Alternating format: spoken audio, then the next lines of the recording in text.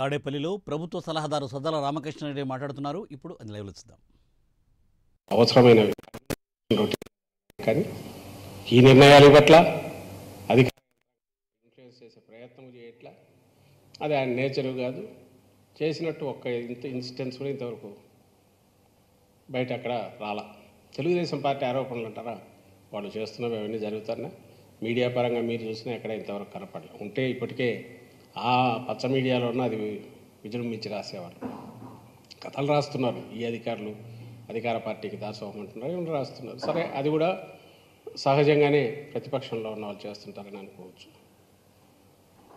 ఇంకా 19లో అందరికి గుర్తు, చంద్రబాబు నాయుడు ఎట్లా వీరంగం వేశాడు. ఎన్నికల కమిషన్ కార్యాలయానికి నేరుగా పోయి బెదిరించి సీఈఓ మీద ఎట్లా దౌర్జన్యం చేశారు అందరూ కూడా గమనించారు. అలాంటి వాటిని వైఎస్ఆర్సీపీ ఎంకరేజ్ చేయదు. తాను దానిలో, ఎందుకంటే ఎన్నికలు సజావుగా జరగడం అనేది మా ఇంట్రెస్ట్, మాకు ప్రయోజనం కలిగించేది.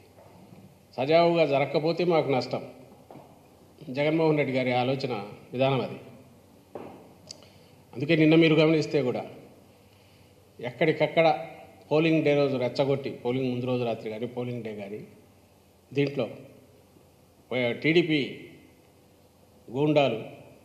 గూండాలు అరాచక శక్తులు వీళ్ళు ఎక్కడికెక్కడ దాడులకు తెగబడతాన్న పోలింగ్ స్టేషన్ల దగ్గర హింసకాండ క్రియేట్ చేసి పోలింగ్ సజావుగా జరగకుండా చూడాలని చూసిన మా వాళ్ళు మాత్రం సంయమనంతో ఉన్నారు. కారణం ఒకటే, జగన్మోహన్ రెడ్డి గారు పేద కుటుంబాలకు కానీ లేదా బడుగు వర్గాలకు సంబంధించి కానీ అండగా నిలబడడం, అందులో ముఖ్యంగా మహిళల పట్ల ఏది చేసినా మహిళలకే చేయడము. సహజంగా శాంతియుత వాతావరణం లేకపోతే ఈ వర్గాలు కానీ రాలేవు అక్కడికి, మహిళలు వచ్చి ఓటింగ్ కూడా చేయలేరు. కాబట్టి మాకు నష్టం కలిగించేది మేము చేయడం అనేది ఇంకా సూసైడ్ మాకు తెలుసు. కాబట్టి ప్రాక్టికల్గా కూడా చెయ్యం. కాబట్టి అది జరగల. మరి ఎవరు చేశారా అంటే, సహజంగా పోలింగ్ డిస్టర్బ్ అయితే, ప్రశాంత వాతావరణం ఇదైతే తద్వారా రిగ్గింగులకు పాల్పడవచ్చు, లేదా మాకు వచ్చే ఓట్లను అడ్డుకొట్టుకోవచ్చని టీడీపీ చాలా చోట్ల చేసింది. ఆ వార్తలు కూడా మీరు అందరు చూశారు. ఇది ఒక పక్క జరుగుతుంటే, నేను ఇప్పుడు మేము కానీ ఈరోజే మా నాయకులు, మంత్రులు, మాజీ మంత్రులు, శాసనసభ్యులు వెళ్ళి డీజీపీని కలిశారు. ఎన్నికల కమిషన్ కూడా వెళ్ళి ఫిర్యాదు చేశారు. ఈసారి చంద్రబాబు నాయుడు ఆయన పార్టీ సెంట్రల్లో అధికారంలో ఉన్న బీజేపీతో పొత్తు పెట్టుకొని కూటమి విన్నప్పటి దగ్గర నుంచి మీరు గమనిస్తే ఓ ప్యాటర్న్, పూర్తిగా అధికారం అంతా వయా ఎన్నికల కమిషన్ తెలుగుదేశం పార్టీ దాంట్లోకి పోయిందా అని అనిపించేటట్టుగా వరుసగా జరుగుతూ వచ్చిన సంఘటనలు ఏవైనా ఉన్నా అవి అగ్రెసివ్ పోస్చర్, అంటే యాజ్ ఇఫ్ అధికారం అనేదే నడుస్తోంది అక్కడ నుంచి. ఎన్నికల కమిషన్ అధికారం దాంట్లో జోక్యం చేసుకోకూడదు. దాంట్లో దుర్వినియోగం అవుతుంటే కట్టడి చేయాలి. తప్పనిసరి అయినప్పుడు సరైన ఎంక్వైరీ చేసి పూర్తిగా ఆధారాలు ఉంటేనే యాక్షన్ తీసుకోవాలి. ఎక్కడన్నా ఒక్క ఇన్సిడెంట్లో మీకు అలాంటిది కనిపించిందా? ఎంత హడావుడిగా, అందులోనూ విచిత్రంగా భారతీయ జనతా పార్టీ అధ్యక్షురాలు చంద్రబాబు నాయుడు గారి వదిన పురంధేశ్వరి, బహుశా అది కూడా చరిత్రలో వరదు అనుకుంటా, అప్పుడే పాయింట్అవుట్ చేశాం. ఫలానా అధికారి మాకు వద్దు, ఆయన ఉంటే మాకు ఇబ్బంది అనగలడం సహజంగా. అపోజిషన్లో ఉండేవాళ్ళు పెట్టుకోవచ్చు, వాళ్ళకి హక్కు ఉంటుంది. ప్లస్ వాళ్ళ భయాందోళన వాళ్ళకు ఉండొచ్చు. ఎన్నికల కమిషన్ దాన్ని అడ్రస్ చేయాలి. కానీ ఫలానా వాళ్ళను తీసేయండి అనడంతో పాటు ఫలానా వాళ్ళని వేస్తే బాగుంటుందని కూడా రికమెండ్ చేయడం బహుశా దేశ చరిత్రలో ఫస్ట్ టైం అనుకుంటా. అది కూడా ఈసీకి దృష్టికి తీసుకెళ్ళాం. పెద్ద దాన్ని ఎవరు పట్టించుకున్నట్లేదు. సాక్షాత్తు సెంట్రల్లో అధికారంలో ఉన్న పార్టీ, కూటమి భాగస్వామిగా ఉన్న పార్టీ స్టేట్ అధ్యక్షురాలు, పైగా తెలుగుదేశం పార్టీ ఇక్కడ ప్రధాన భాగస్వామి తెలుగుదేశం పార్టీ అధ్యక్షుడు వదిన, అక్కడే సగం ఎక్కడికి పోతుంది ఇదని డౌట్ వచ్చింది అందరికీ. ఆ తర్వాత మీరు గమనిస్తే బదిలీలు, ట్రాన్స్ఫర్లకు ఎక్కడన్నా ఓ రేషనల్ కానీ టీడీపీ వాళ్ళు కంప్లైంట్ ఇవ్వడం, ఈ పక్క నుంచి ట్రాన్స్ఫర్ చేసేయడం. 29 మంది అధికారులు, కీ అఫీషియల్స్, ఎన్నికల నిర్వహించాల్సిన దాంట్లో అత్యంత ఇంపార్టెంట్ దీంట్లో ఉన్న 29 మంది అధికారులను ట్రాన్స్ఫర్ చేస్తే అందులో 25 మంది పోలీస్ అధికారులే ఉన్నారు. ఏవైతే అక్కడ ఉన్న ఆ ప్రాంతం మీద అవగాహన గ్రూపులు కానీ లేదా సమస్యాత్మక జిల్లాల్లో ఉన్న అధికారులు ఉండడం ఎంత అవసరమో అక్కడే కరెక్ట్ ట్రాన్స్ఫర్లు ఎఫెక్ట్ చేశారు. పోనీ చేసేటప్పటికి వాళ్ళ మీద విత్ ప్రూఫ్ ఏదన్నా కంప్లైంట్లు ఉన్నాయో లేదు, జస్ట్ టీడీపీ వరుసగా 2-3 కంప్లైంట్లు పడేస్తుంది, వాళ్ళని ట్రాన్స్ఫర్ చేశారు. ఆఖరకు నంద్యాల ఎస్పీ నాకు రేపు పోలింగ్ అనగా అప్పుడు ఏదో యాక్షన్ తీసుకోకపోతే వాళ్ళే మళ్ళీ ఎవరు అన్నట్టున్నారు. అప్పుడు అతన్ని అక్కడి నుంచి తప్పించాలంటే పోలింగ్ ప్రాసెస్ మొదలైనాక దాని ఇంపాక్ట్ పడుతుందని అనుకుంటే దానికి ఆయనకు ఛార్జ్ మేమో ఏదో ఇచ్చి నడుపుతున్నట్టున్నారు. హెరాస్మెంట్ అనేది బహుశా గవర్నమెంట్ డైరెక్ట్ కంట్రోల్ ఉన్న గవర్నమెంట్ కూడా చేయనంతగా, ముఖ్యంగా పోలీస్ అబ్జర్వర్ ఎవరో వచ్చిన వ్యక్తి ఎవరైతే ఈరోజు మా వాళ్ళు కూడా రిప్రజెంటేషన్లో పెట్టారు, ఒక రిటైర్డ్ ఐపీఎస్ అధికారి విష్ణువర్ధన్ రావు ఎవరో టీడీపీ స్ట్రాంగ్ సపోర్టరు, ప్లస్ ఆ సామాజిక వర్గానికి చెందిన వ్యక్తి, ప్లస్ దానికంటే ముఖ్యంగా సుజనా చౌదరికి సంబంధించిన గ్రూప్ వాటిలో కూడా భాగస్వామ్యం ఉండేవాడు, ఆయన కింద పనిచేసేవాడు. సుజనా చౌదరి అంటే ఎవడు అందరికీ తెలుసు, టీడీపీ ప్లస్ బీజేపీ రెండింటికి నాయకుడు ఆయన, ఇప్పుడు వెస్ట్లో పోటీ చేస్తున్నాడు.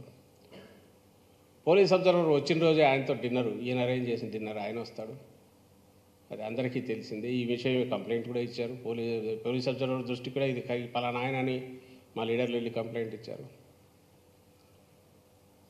ఆ తర్వాత వరుసగా జరిగినవన్నీ టీడీపీ ఆఫీస్లో తయారైన, అప్పుడు నిమ్మగడ్డ రమేష్ను పెట్టుకున్నట్టయితే స్టేట్ ఎలక్షన్ కమిషనర్గా టీడీపీ ఆఫీస్ నుంచి అట్లా తయారయ్యాయో, ఈసారి ఎలక్షన్ కమిషన్కి సంబంధించిన డైరెక్షన్స్ అన్నీ కూడా పోలీస్ అబ్జర్వర్, ముఖ్యంగా పోలీస్ డిపార్ట్మెంట్కి సంబంధించి టీడీపీ ఆఫీస్ వయా ఆ పోలీస్ అబ్జర్వర్ అక్కడి నుంచి డిపార్ట్మెంట్కి రావడం, కొన్ని డైరెక్టే రిటర్న్ చేయడము, కావాల్సిన ఆధారాలు ఉన్నాయి.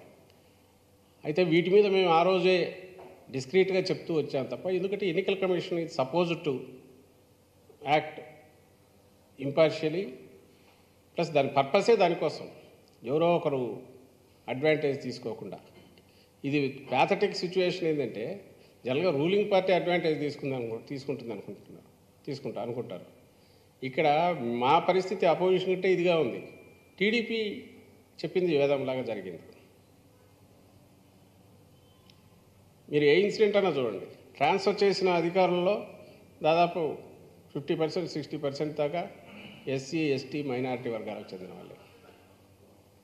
ఇంకా రెడ్డి సామాజిక వర్గానికి వెళ్తే 90% పైన కంప్లీట్ అయిపోతుంది. డీజీపీని వారం ముందు ట్రాన్స్ఫర్ చేస్తారు. అసలు కొత్త డీజీపీకి వచ్చే అవగాహన ఉంటుందా, జరుగుతుందా? ఇంటెలిజెన్స్ చీఫ్ని అంతే.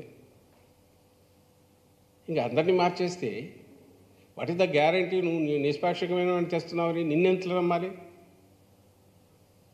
నువ్వు ఎన్నికల కమిషన్ అనేది పర్టికులర్ అధికారి మీద కంప్లైంట్ వస్తే దాన్ని చెక్ చేసి ఆ ఆరోపణ నిజమా కాదా చూసి ఆ తర్వాత ఒక బ్యాలెన్స్డ్ డెసిషన్ తీసుకోవాలి.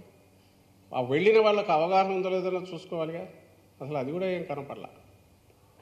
దాని ప్రభావం వరుసగా ఇప్పుడు కనపడుతుంది. మీరు గమనిస్తే ఎక్కడైతే వీళ్ళు హఠాత్తుగా బదిలీలు చేశారో ఆ బదిలీ చేసిన దగ్గరే సమస్యలు మొదలైనవి. బదిలీ చేసిన వాటి దగ్గరే అటాక్స్ జరుగుతున్నాయి. ఇప్పుడు పల్నాడు జిల్లా, తిరుపతి, అనంతపురం, ప్రకాశం, ఎక్కడైతే ఇవి అయినాయో, పల్నాడు జిల్లా ముఖ్యంగా, ఈరోజు అనంతపురం దగ్గర తాడిపత్రి. నిన్న ఆ వీడియో చూస్తే ఆశ్చర్యం వేస్తుంది. టీడీపీ నాయకుడు వాళ్ళ అక్కడ ఆ కాలేజీ గ్రౌండ్స్లో టీడీపీ కార్యకర్తలంతా 100 మంది జత చేస్తుంటే 20 మంది పోలీసుల పక్కన స్పెక్టేటర్స్ లాగా చూస్తున్నారు. ఇక్కడ మా శాసనసభ్యుడు విప్పు మన పిన్నెల్లి రామకృష్ణారెడ్డి, ఆయన భార్య మీద అటాక్ జరిగింది, కొడుకుకు తీవ్రంగా కొట్టారు. చంద్రగిరి అభ్యర్థి మీద అటాక్ జరిగింది, కారు తగలబెట్టారు. తర్వాత జరిగిన దానికి సంబంధించి మరుసటి రోజు ఏదో ఇన్సిడెంట్ జరిగిందని దాని మీద విపరీతమైన చూస్తున్నారు. దీనికి అసలు రెస్పాన్సే లేదు. ఇంకా హౌస్ అరెస్టు చాలా క్యాజువల్. నరసరావుపేట ఆయన ఎమ్మెల్యేను ఆ రోజు ఎన్నికలు జరపడం ముందు వేశారు. తర్వాత అటువైపు అన్యాయం కదా అంటే 2-3 గంటల తర్వాత అతన్ని రిస్ట్రైన్ చేసినట్టున్నారు అవతల టీడీపీ అభ్యర్థిని. మాకు మంత్రి, సీనియర్ మంత్రి అంబటి రాంబాబు గారు ఫోన్ చేస్తారు, సార్ ఎందుకో నన్ను ఇంట్లోంచి రావద్దన్నారు పోలింగ్ డే. ఎట్లా ఆపుతారో ఇదంటే మళ్ళీ ఆలేదు మేము అనుకోలే అని చెప్పడం, 1 అవర్ 2 అవర్స్ ఇబ్బంది పెట్టడం, ఆ తర్వాత వదిలేయడం. సేమ్ కేసు విత్ కాసు మహేష్ రెడ్డి గురజాలలో మరీ అన్యాయం. బీసీలు ఎక్కడ చిన్న టెంపుల్లో తలదాల్చుకున్నారు. వాళ్ళ మీద అటాక్ పోతుంటే వెళ్ళిపోతే ఇట్లా చెప్పుకుంటూ పోతే మీరే రిపోర్ట్ చేశారు, మీడియానే రిపోర్ట్ చేసింది వస్తున్నాయి వీటిలో. సో ఎన్నికల కమిషన్ ఆధ్వర్యం లేక పరిపాలన పోయినప్పటి నుంచి, అలాగే పోలీస్ అబ్జర్వర్గా వ్యక్తి రిటైర్డ్ అధికారి రావడం, రిటైర్డ్ అధికారిని వేయడమే రేర్గా అరుదుగా జరిగేది. అతను వచ్చి ఇక్కడ కూర్చొని టీడీపీకి తనకు మధ్య ఒక రాయబారం లేసి లేదా మెసేజ్ తీసుకొచ్చే ఒక మాజీ ఐపీఎస్తో కూర్చొని డెసిషన్లు తీసుకోవడం, డైరెక్ట్ థ్రెటనింగ్ ఇచ్చేయడం. సాక్షాత్ ముఖ్యమంత్రి మీద దాడి జరిగితే 164 స్టేట్మెంట్ తీసుకోమని ఇతను ఇన్సిస్ట్ చేయడం ఏంటి పోలీసులకు? విచిత్రమైన పరిస్థితి అది.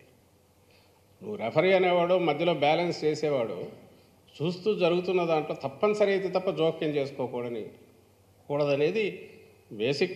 ఎవరిని అడిగినా చెప్తారు, కామన్ సెన్స్ ఉండేవాళ్ళైనా. ఈసీదే ఆ రోల్. ఇప్పుడు ఇందులో అధికారాలను ట్రాన్స్ఫర్ చేయడం గురించి వాళ్ళకు ఈసీకి అధికారం లేదని ఎవరన్నట్లా ఖచ్చితంగా ఉంది. అయితే ప్రాపర్ దాంట్లో స్క్రూటినీ చేసి సిచ్యువేషన్ గమనించి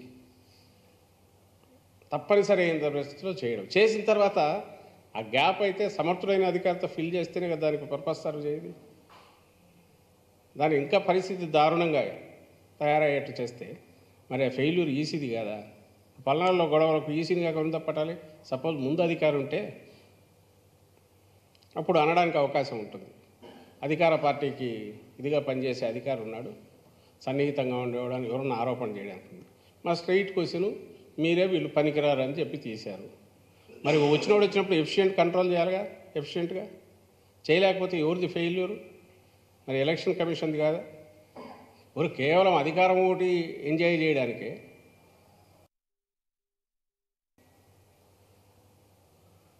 ఎన్నికల కమిషన్ ఉందనుకుంటే ఎట్లా? ఇంకా మిగిలిన వాటి లేకపోతే పాయింట్అవుట్ చేశాము ఆల్రెడీ. ఏదైతే బెనిఫిట్స్ ఉన్నాయో సంక్షేమ పథకాలకు సంబంధించి అంతకంటే ఘోరం ఎక్కడన్నా ఉంటుందా? వేరే స్టేట్స్లో ఎక్కడా లేనిది ఈ స్టేట్లో మాత్రమే